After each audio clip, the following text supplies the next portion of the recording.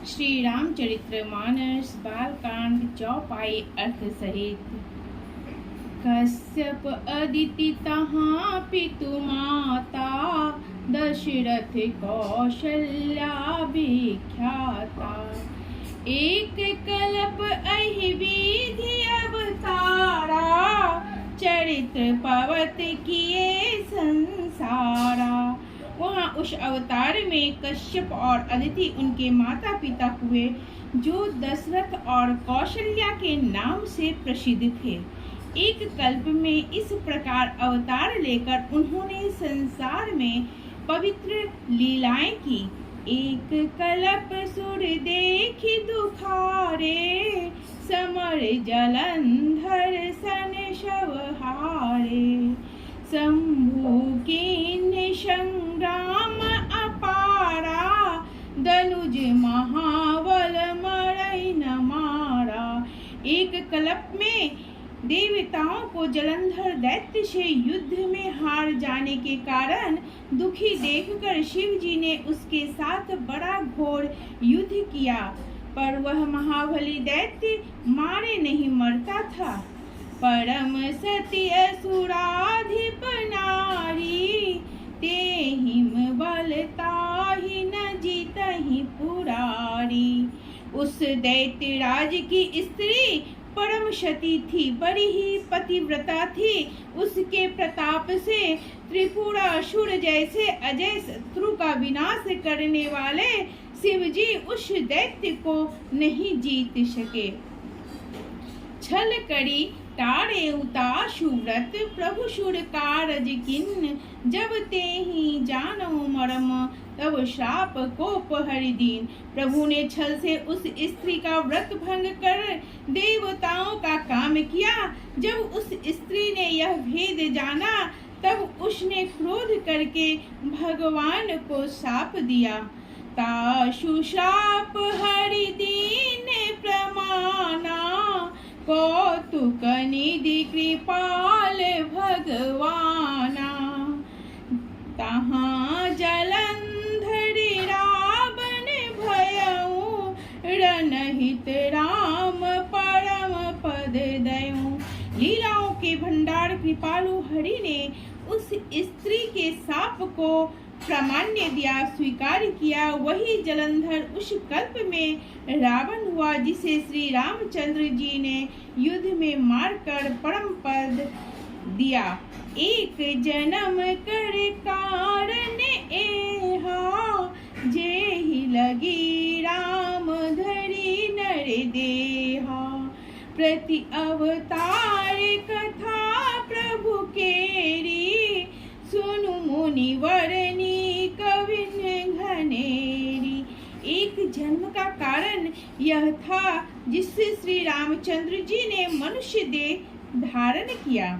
हे भारद्वाज मुनि, सुनो, प्रभु के प्रत्येक अवतार की कथा कवियों ने नाना प्रकार से वर्णन किया है।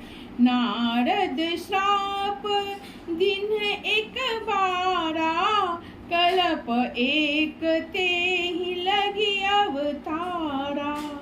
गिरिजा चकित भई सुनि बानी, नारद विष्णु भगत मुनि ज्ञानी।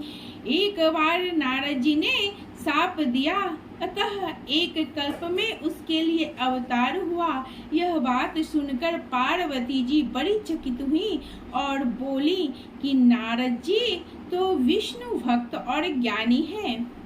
कारण कवन शाप मुनि दीन्हा, का अपराध रमापति कीन्हा।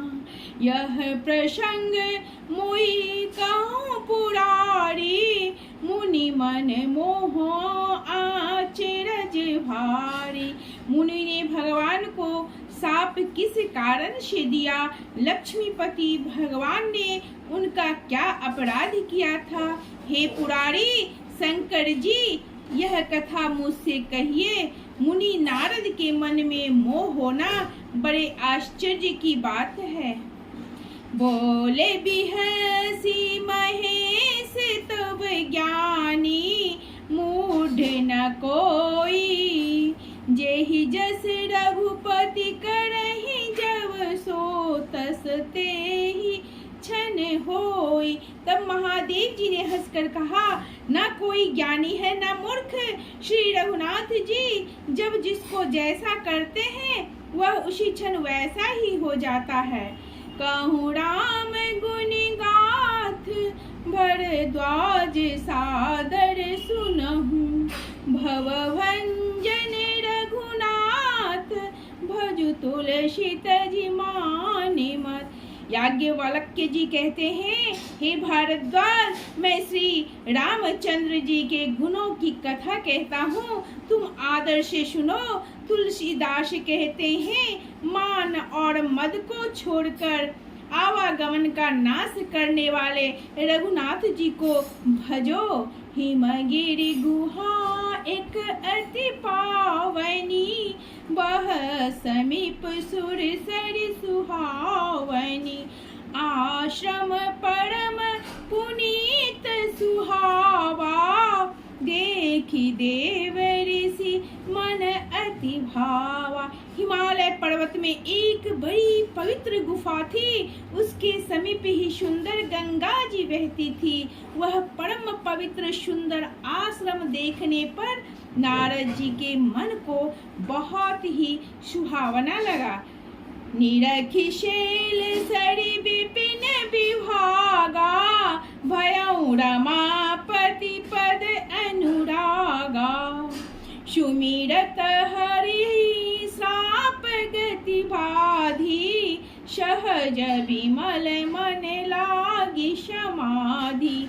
पर्वत नदी और उनके विभागों को देखकर नारद जी का लक्ष्मीकांत भगवान के चरणों में प्रेम हो गया।